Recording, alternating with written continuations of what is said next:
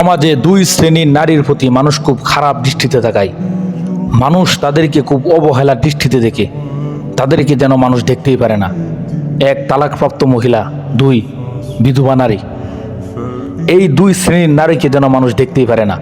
অথচ রাসূল আকরাম সাল্লাল্লাহু আলাইহি ওয়াসাল্লাম বলেন, বুখারী শরীফ 6006 নং হাদিস, ক্বালান নবী সাল্লাল্লাহু আলাইহি ওয়াসাল্লাম, আল্লাহর নবী বলেন, যে ব্যক্তি কোনো বিধবা অথবা অভাবগ্রস্ত নারীর দায়িত্ব নিল, তার ভরণ পোষণের দায়িত্ব নিল, সেই ব্যক্তি যেন সারা রাত তাহাজ্জুদকারী ব্যক্তির মতো, সেই ব্যক্তি যেন আল্লাহর পথে জিহাদকারীর ব্যক্তির মতো। সারা দিন সিয়াম পালন করলে যেটুকু সব পায়, ওই ব্যক্তির মতো যে ব্যক্তি এই বিধবা তালাকপ্রাপ্ত মহিলার দায়িত্ব নিল। এজন্য জীবনে দুইটি কাজ করার সবসময় চেষ্টা করবেন। যতটুকু সম্ভব হয় এতিমের মাথায় হাত বুলিয়ে দিবেন।